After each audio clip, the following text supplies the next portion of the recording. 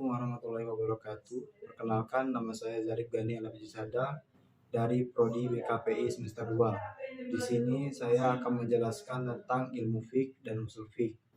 Pengertian usul fiqh yaitu berasal dari kata usul yang merupakan jamak dari kata asal.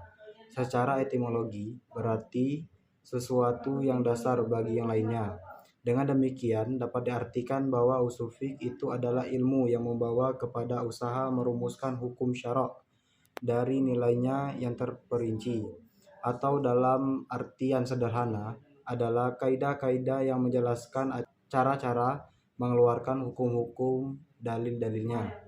Tujuan usul fiqh Tujuan usul fiqh adalah meletakkan kaidah-kaidah yang dipergunakan dalam menetapkan hukum, perbuatan atau perkataan mukallaf.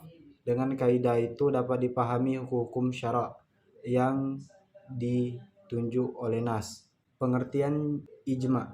Ijma berarti tekad atau niat, yaitu ketetapan hati untuk melakukan sesuatu. Pengertian ini bisa ditemukan dalam firman Allah Subhanahu wa taala dalam surah Yunus ayat 71. Syarat-syarat dan rukun ijma. Kesepakatan para mujtahid Islam. Ijma harus merupakan hasil kesepakatan seluruh mujtahid meskipun negara dan kebangsaan mereka berbeda. Hendaklah kesepakatan itu berasal dari seluruh ulama mujtahid. Kias. Pengertian kias.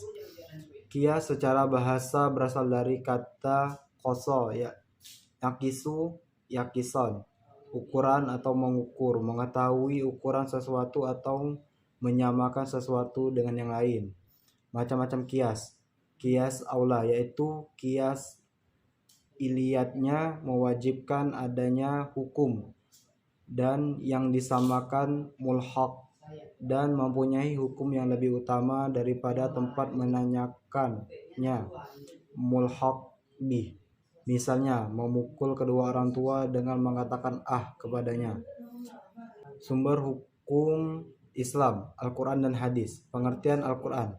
Al-Quran secara bahasa berasal dari kata qoro'a, yaqro'u, kiro'a atau Qur'anan, yakni sesuatu yang dibaca atau bacaan. Sedangkan secara istilah merupakan kalamullah yang diturunkan kepada Nabi Muhammad SAW dan sampai kepada kita secara mutawir serta membacanya berfungsi sebagai ibadah. Pengertian hadis. Secara etimologi hadis berasal dari kata hadis, artinya al-jadid, sesuatu yang baru, atau khabar. Maksudnya jadid adalah lawan dari al-qada, lama. Seakan-akan dimaksudkan untuk membedakan Al-Quran yang bersifat qadim, sedangkan khabar maksudnya berita atau ungkapan.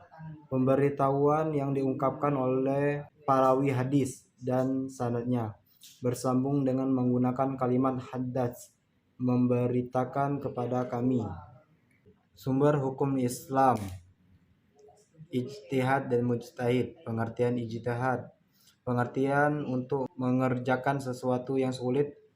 Atas dasar ini maka tidak dapat apabila kata ijtihad dipergunakan untuk sesuatu yang mudah atau ringan.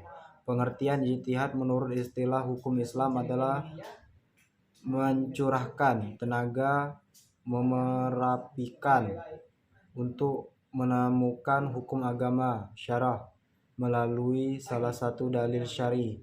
Macam-macam ijtihad.